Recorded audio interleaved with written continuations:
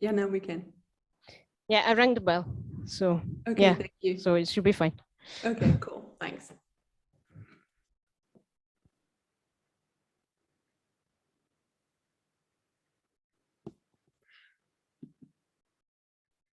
Okay, so our next speaker is Tony Yu from Caltech, who will tell us about cluster algebra via non-Archimedean enumerative geometry. Thank you very much for the introduction. And I would also like to thank the organizers for the invitation. It's my great pleasure to speak here. Let me also, I have also shared the notes of my talk in the chat, so that please feel free to just read back and forth if necessary during my talk. And also please feel free to interrupt me and ask questions.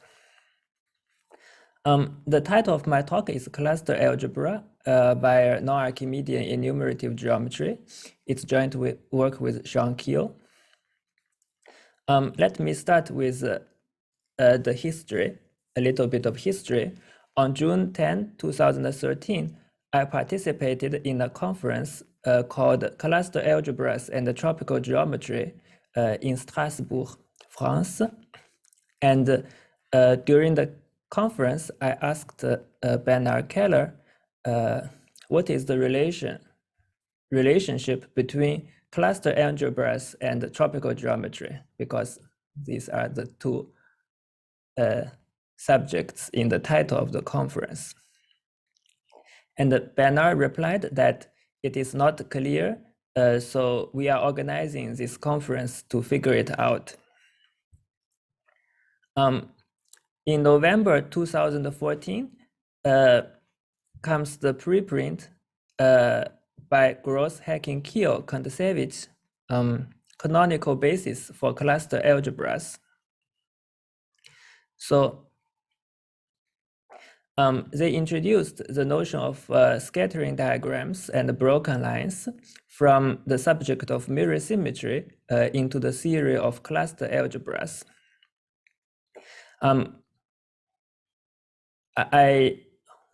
I'm sure that Mark may have explained it during his talk, although it was too early for my time. These objects are essentially combinatorial constructions, and they have the flavor of tropical geometry, but it is not clear what exactly are the geometric objects behind these combinatorial objects. It is written in GHKK. So GHKK wrote in their paper that morally, they should be tropicalizations of holomorphic disks. And the question is, how do we go from morally to scientifically?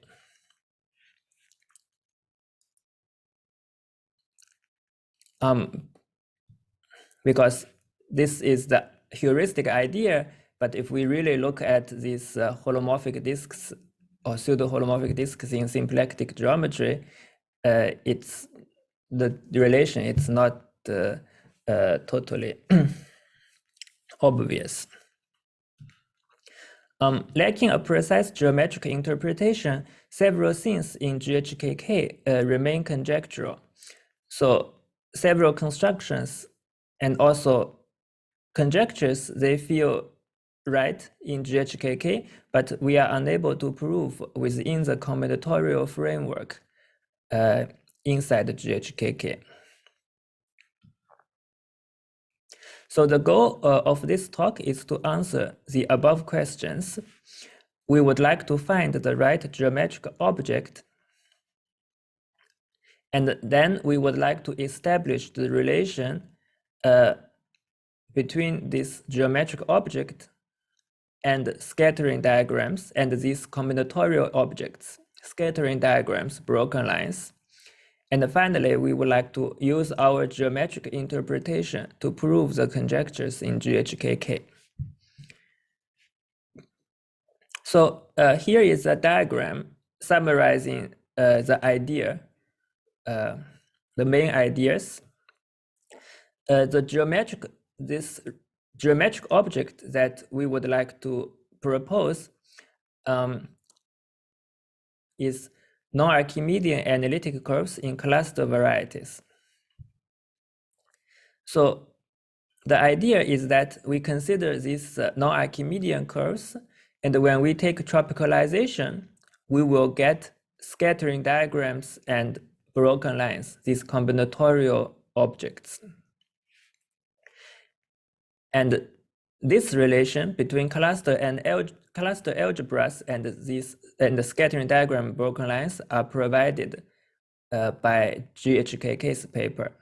So we can go this way, and this gives an interpretation of this geometric interpretation of these combinatorial objects.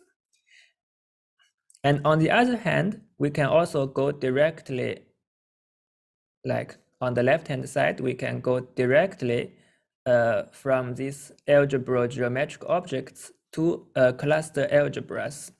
You can go directly without passing through any combinatorial objects on the right. So we really have the relation of this triangle. More precisely, for the right-hand side, the tropicalization, given any non-Archimedean analytic curve in a cluster variety, we can associate to it two combinatorial objects. So one is called a spine, another is called a twig. I will explain them more detail later. And this spine will give rise to the broken line in this GHKK picture, and twig will give rise to scattering diagram in the GHKK picture. So here the tropicalization really means we have two things, two associated combinatorial like trees. One is spine giving rise to broken lines, and another is twig giving rise to these walls in the scattering diagram. Let me remark that now we also have an alternative geometric realization of scattering diagrams and broken lines. It's based on the notion of punctured log curves developed by Abramovich, Chen, Gross, and Siebert. And they really have a full-fledged theory of logarithmic enumerative geometry that can be used to also both for this geometric interpretation as well as for mirror symmetry constructions. So it's very natural to ask what's the relation between non-Archimedean curves and logarithmic curves. The answer is very simple. Logarithmic curves are just special fibers of formal models of non-Archimedean curves. If you don't know what it means, it's just basic techniques in non-Archimedean geometry.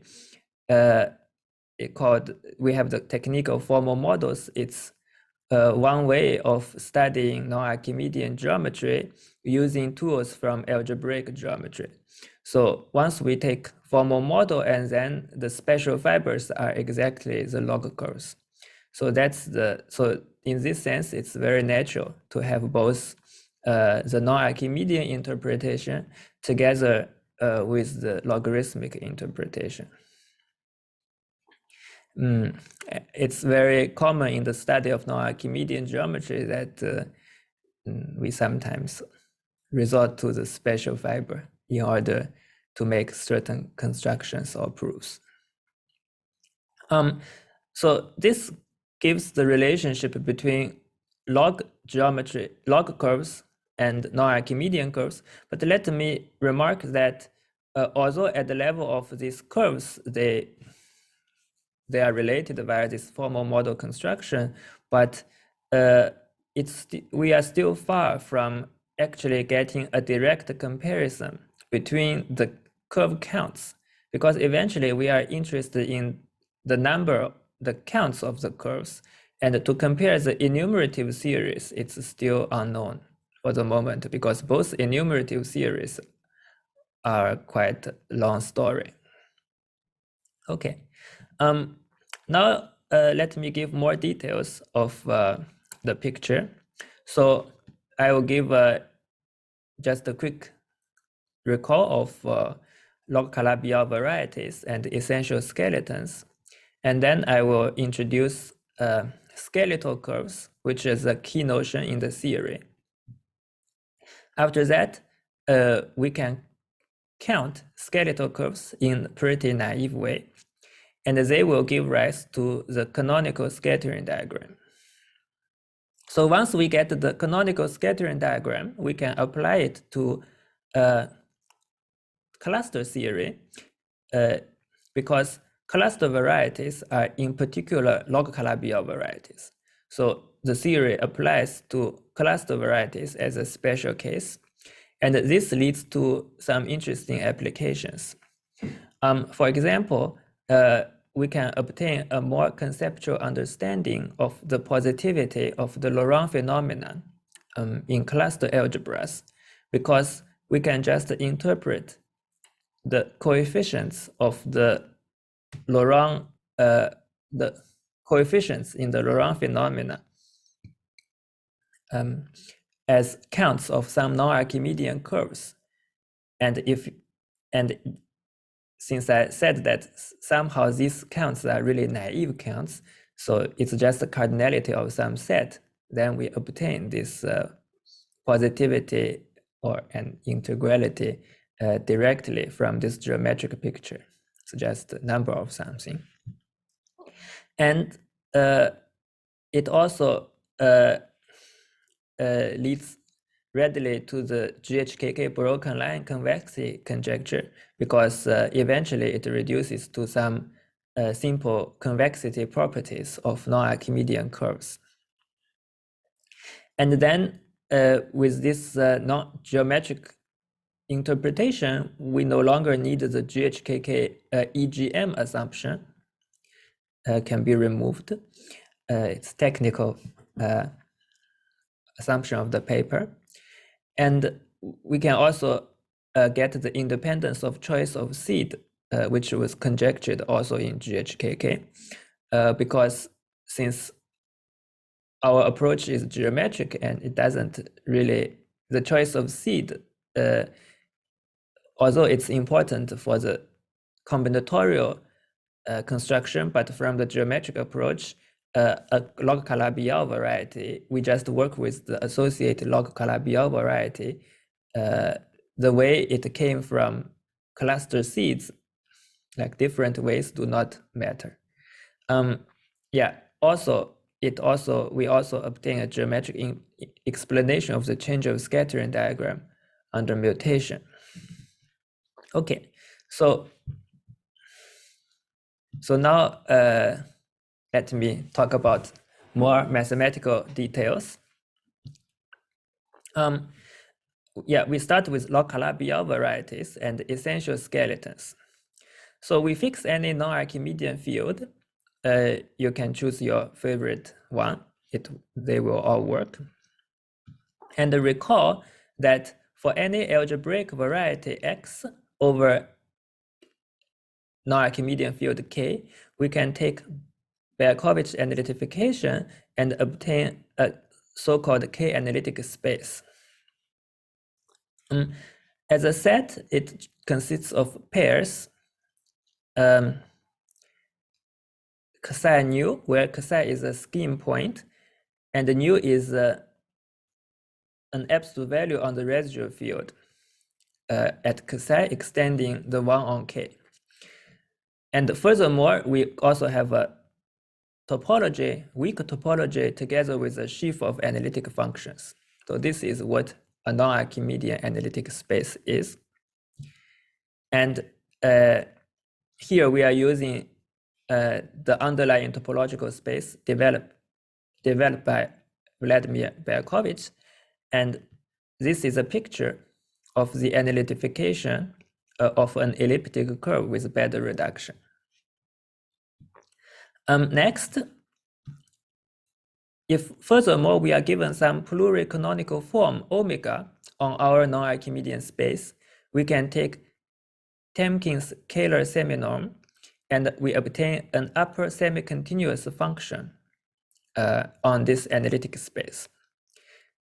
So it's just a real valued function. If we take the maximum locus, we will get a polyhedral subset, which we denote by sk omega. It's the skeleton associated to this form omega. So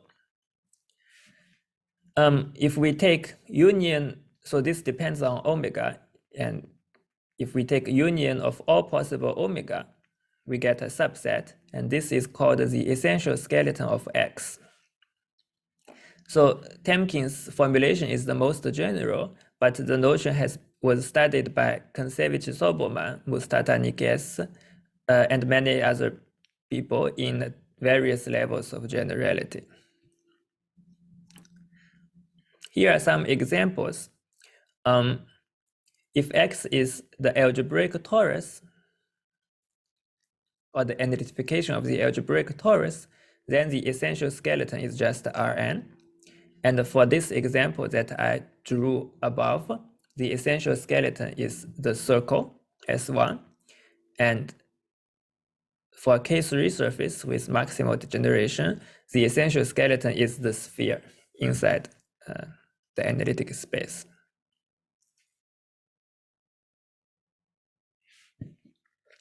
Now let's recall that a Calabi-Yau, a variety, is called log Calabi-Yau. If all log pluricanonical bundles are trivialized by the tensor power of a volume form.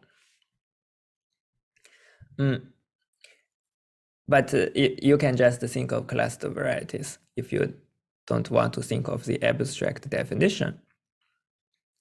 So, for example, in the case of cluster variety, U contains a dense open algebraic torus, and in this case, the skeleton is really simple. It's just Rn, since the skeleton only sees the birational geometry of the variety.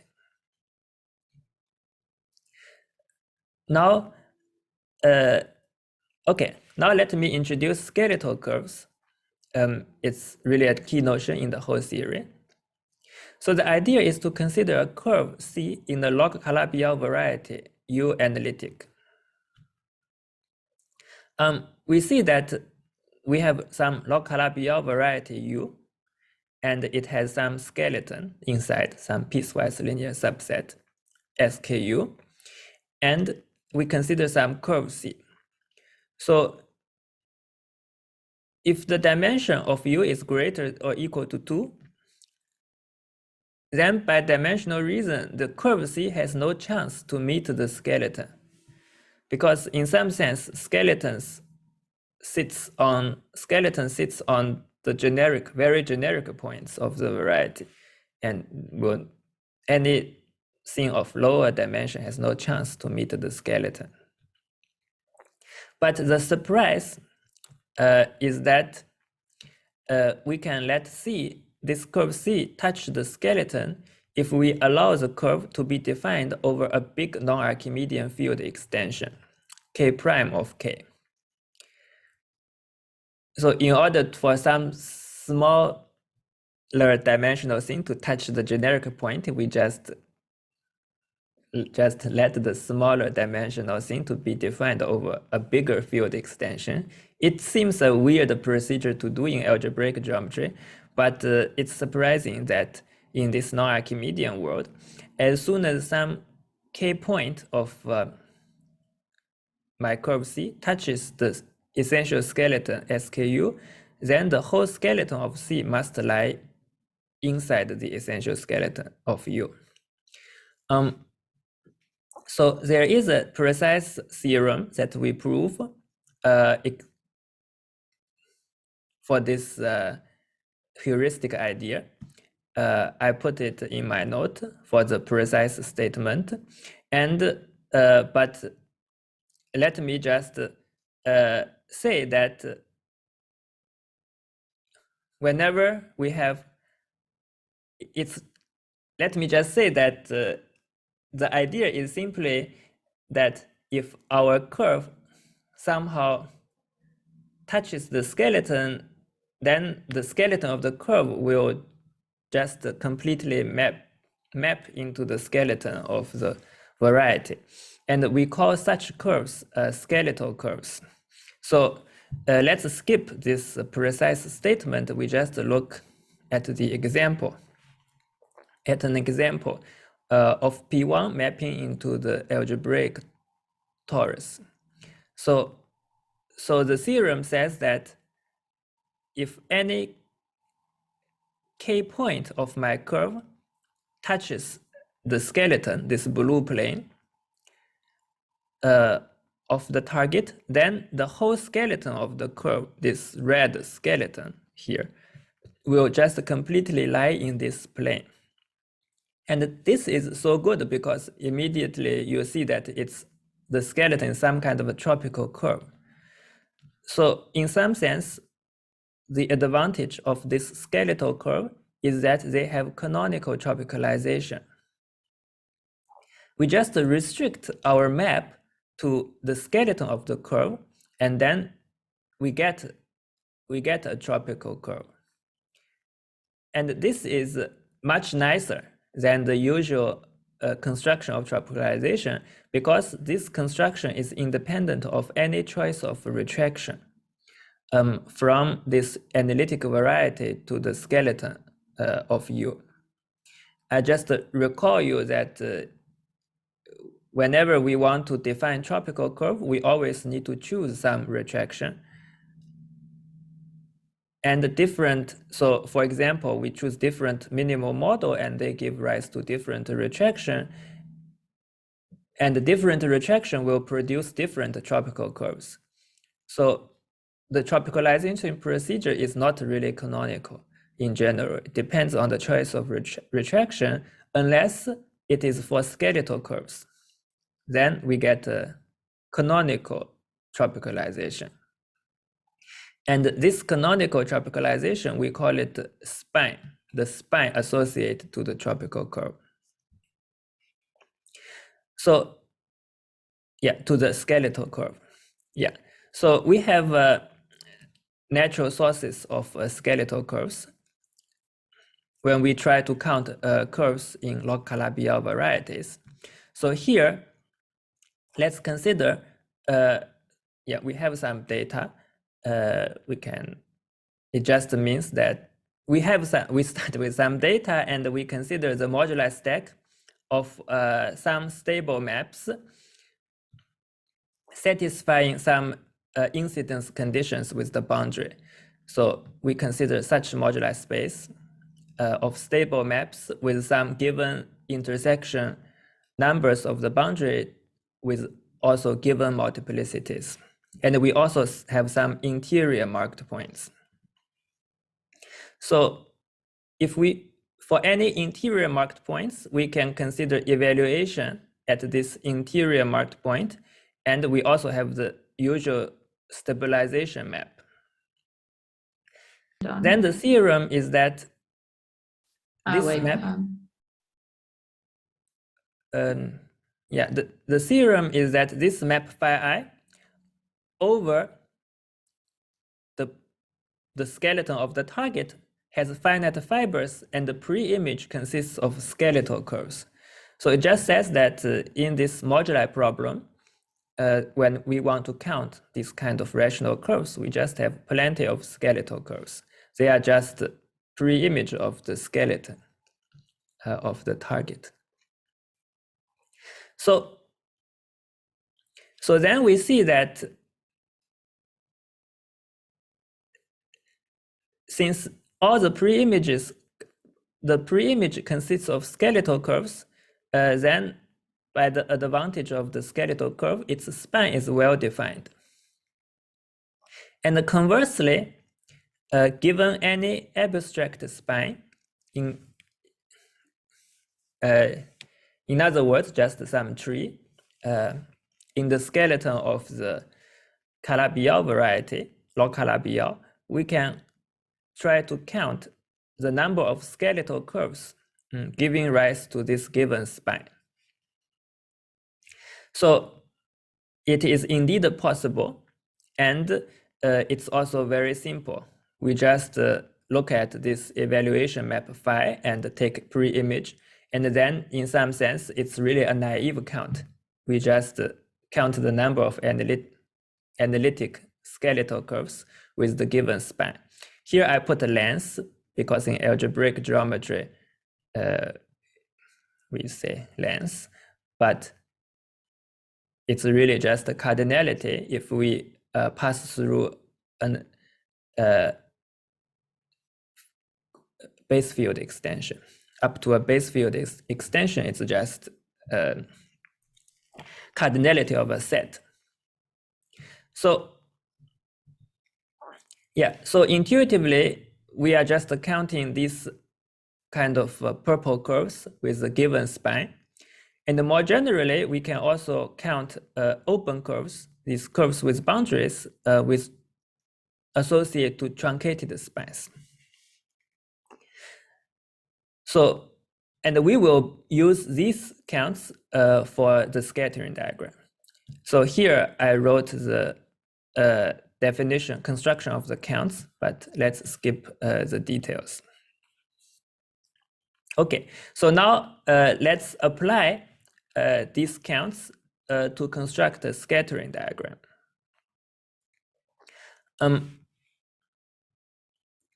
So for the scattering diagram, let's fix this data. We have some log Calabi-Yau, some SNC compact, some log Calabi-Yau U, SNC compactification Y, and assume that it contains a torus with co-character lattice M.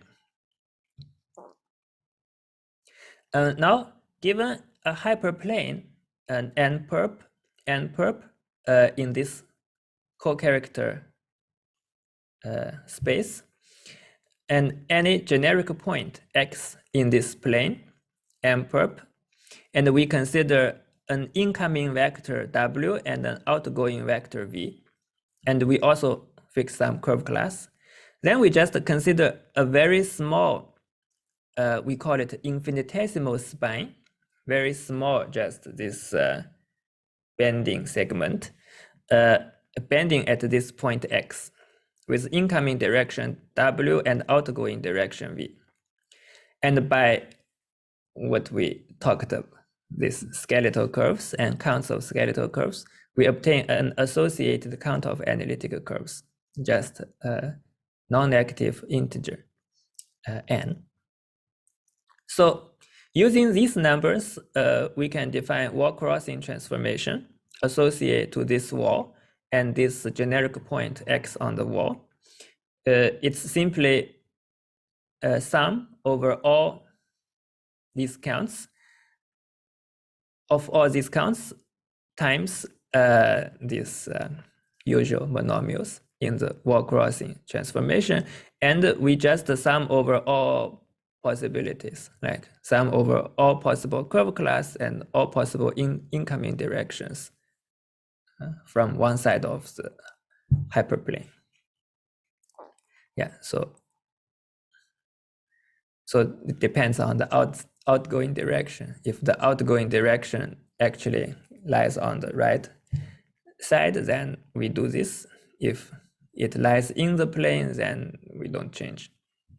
Yeah, so this, we define this wall crossing transformation directly by these counts of skeletal curves. And there is some small convergence issue to deal with, but then the theorem is that actually this formula extends to an automorphism of the fraction field of some completion, and moreover, it's actually given by one function called a scattering function, which is really part of the usual scattering diagram data. So before I end, let me just quickly say that we can also make everything invertible by ignoring curve classes, because the curve classes is not usually part of the data of scattering diagram. And then we will get a consistent scattering diagram in the sense of Kontsevich-Soibelman, Gross, and Siebert. So finally, we apply the whole theory to the cluster algebra case. It's very simple because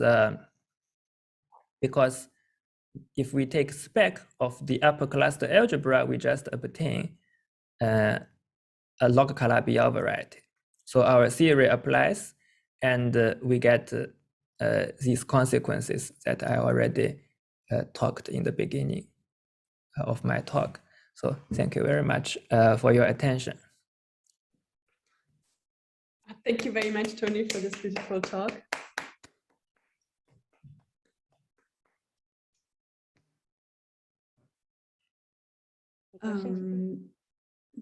If you have any questions online, please just unmute yourself and ask the question. If there's a question in the room, I think Raquel will kindly hand you the microphone.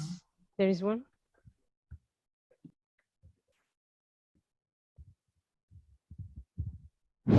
Hey, Tony. Yes. Just a very quick question. So, because you already got the mirror construction without using the scattering diagrams, right?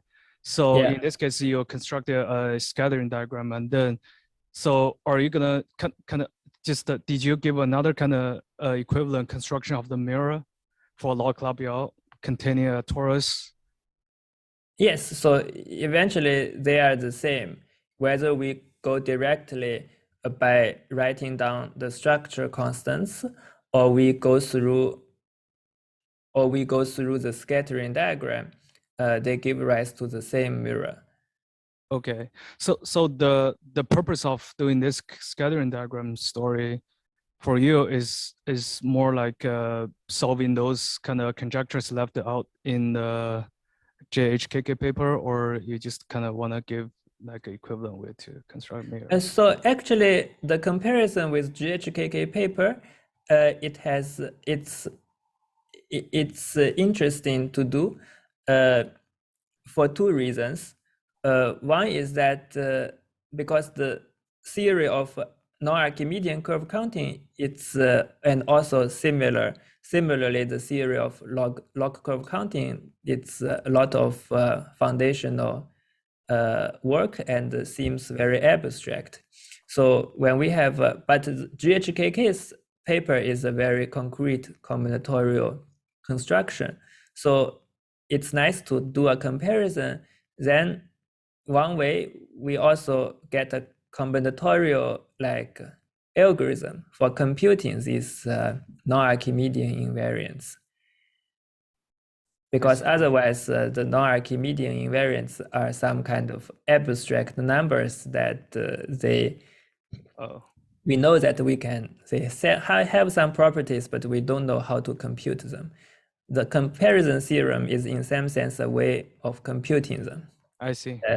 Yeah, and of course, on the other hand, it's also good to get like a geometric interpretation in this GHKK's or for GHKK's constructions. Our motivation is really to see how our constructions can be related to all the existing ones. Thanks for the answer. Yeah, thank you very much for the question. Thank you. Question by Salvatore Stella. Thank you very much for the talk. And you mentioned the comparison with GHKK. Yes. So we know that the scattering diagram constructed in GHKK was is determined by the set of incoming walls. And here Yes. the thing you constructed is more globally defined, like by counting these skeletal curves. So how is the comparison like? Can you briefly explain that? Yeah, so actually the way we prove the comparison is that first in our theory, we also first we prove the consistency result.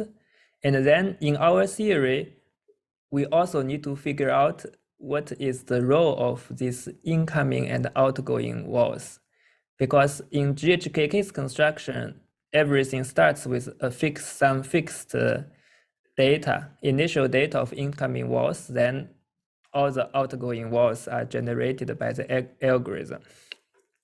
And yeah, it's actually a very good question because really for the comparison, you are right that our construction is global.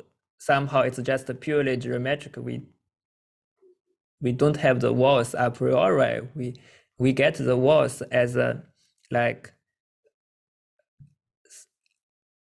after all this curve counting. So for the comparison, then we have to really figure out what are the meaning of incoming and outgoing for our walls. So actually we especially developed, like in the last two sections of our paper, we especially introduced this notion of incoming and outgoing. It's kind of not really necessary for the non-Archimedean theory itself, but to compare with GHKK, somehow we also give a reinterpretation of incoming and outgoing in terms of some geometric, in a more geometric way.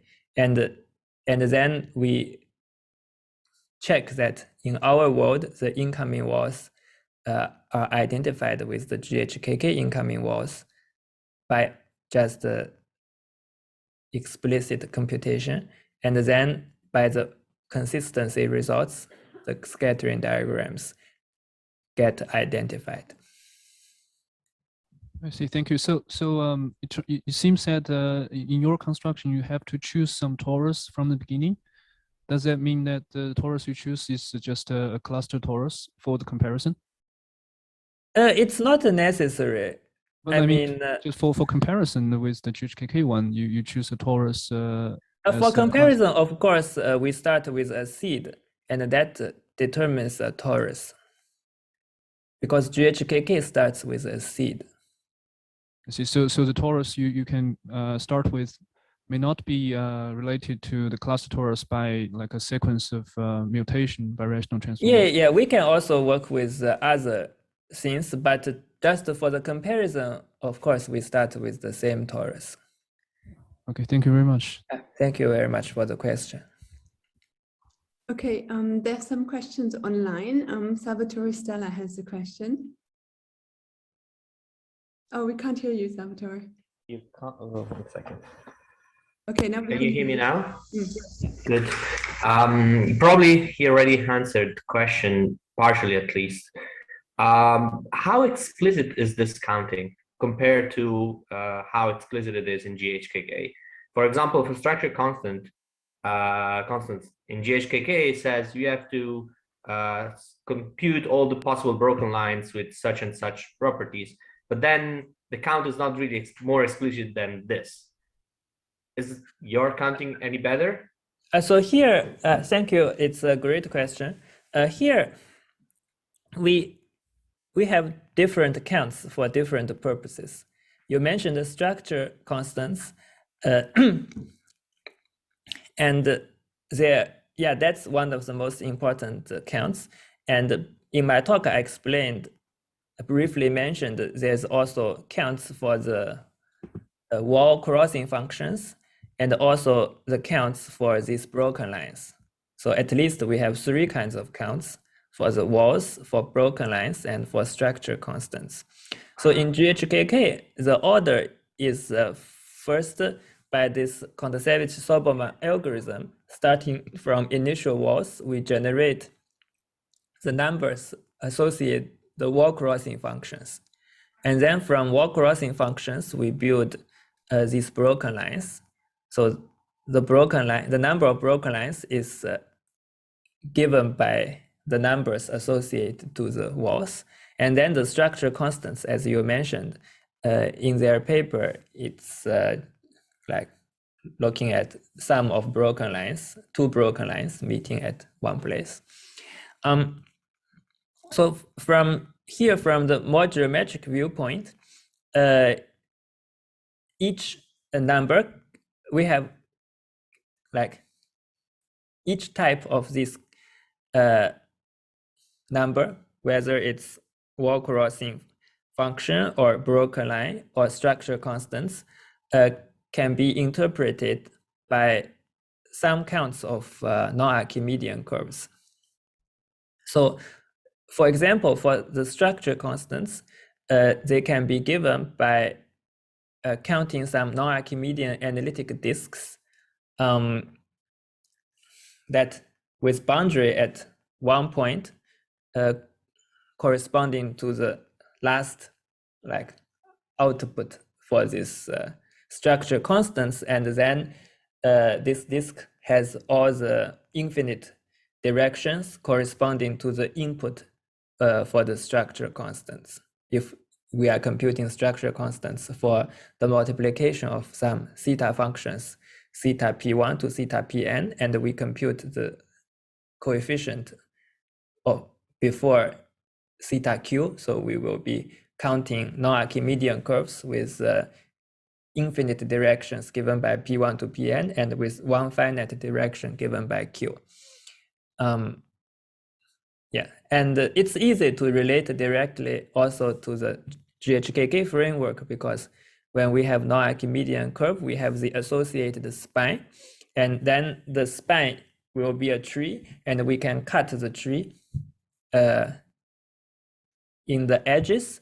So in my paper with Sean, we proved that when we cut these trees, we get some formula to compute the counts called the gluing formula. It's actually some generalization of what I did in the previous simpler example. And applying the gluing formula, we can cut any complicated tree into just small like pieces of these bending lines, and they correspond exactly to the broken lines in the GHKK's language. Thank you.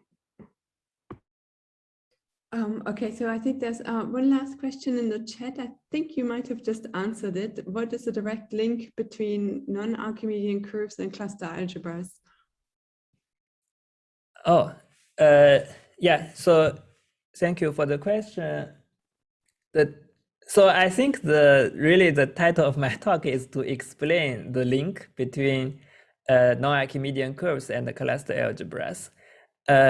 Is it very direct? Oh, you are asking, I see. You are asking how to bypass the scattering diagram. Yeah, sure. So that's exactly actually part of my answer to the previous question regarding the structure constants.